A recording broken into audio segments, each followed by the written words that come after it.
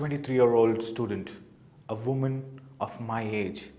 She must have had the same dreams as any of us would have had.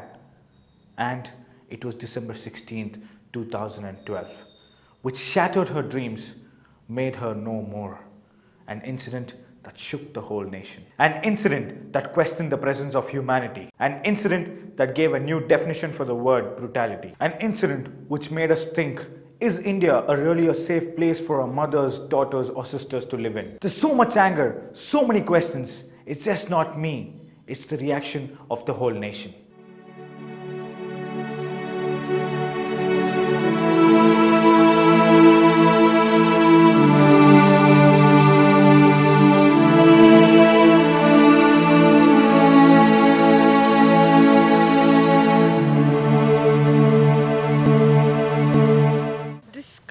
Be bearable at all.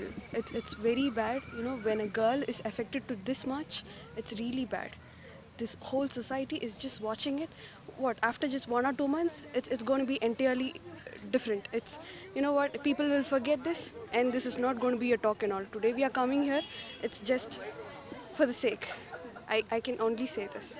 After some days, this is going to happen again and again. When it going to be stopped? We have allowed ourselves to become indisciplined. I don't mean the young.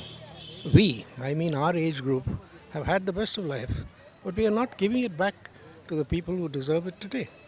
That's the young people. And if you are going to have these sort of things happening without a retribution, without somebody standing up and saying this is wrong, then we are going to have it for perpetuity. The saddest part is we are not realizing, don't wait for such things to happen. This is a spark that's been provided by this very brave girl. Why can't we have that spark in us all the time? Personally, it's very disturbing in the sense, every woman today is actually thinking, the moment they walk out into the public, they're actually looking for the faces where, they see some barbarian intentions. That's how you actually feel. You don't feel really safe. And one news comes out that there's a rape in Delhi, and then you hear one more coming and another coming, and even after her death we have 3 newses today morning. So it's quite sad that it's happening in India, and you actually believe that you're living in a very safe society, Coimbatore being very safe, and then people come and tell you that in this month there are 3 rape cases in Coimbatore alone. So it makes you wonder. Humanity itself is actually changing. We're losing the sense of tolerance. Humane sense is actually being lost world over. This particular incident, Delhi has reported 7 further rapes. Few days back, it was mentioned that in Kudalur, one couple, was actually there, and the lady was raped, gang raped again. So, and a couple of college students were also involved. That means actually, the people who are actually reading all these things still are again into this particular thing. I happened to read a quote in the Facebook, which I feel it's a very apt one. It said, men are the cause of rape, so ask all men to be at home after 9 p.m. I think that's the only way. Treated like women, they should be treated like human beings. We are not toilet paper to be used and thrown away. We are human beings, and we have kept quiet far too long. What has happened to this young girl is ghastly, but it's happened before. This is not the first time, but about time someone, something has given. This was the last straw, and everyone is woken up to the fact that this can't go on for much longer. It's really unfortunate that something so drastic had to happen for people to wake up and realize that something had gone terribly wrong. But well, at least they have now woken up, so I think we can still do something about it. Today, can you touch or you poach a deer or a tiger or even a peacock? You can't. So we give more importance to a peacock than women here. Why? Why you can't poach a peacock today is because the moment a signal goes that you're touching it, there is an exclusive team, not the local police will come and nab you. The local police are very much engaged. You cannot blame them. We are understaffed. So there is an exclusive team, anti-poaching team, which will come and grab you. Where is the abuse of women, or let me say women and child protection squad in India? We don't have one.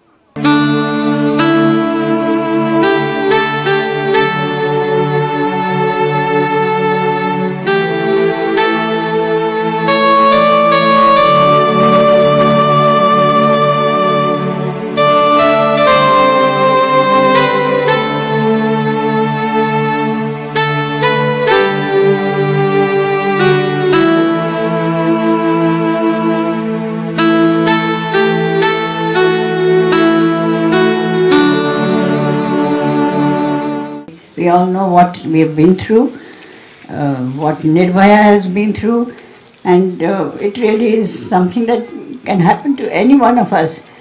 You know, we have so many young children around, we have so many young girls going to college and school.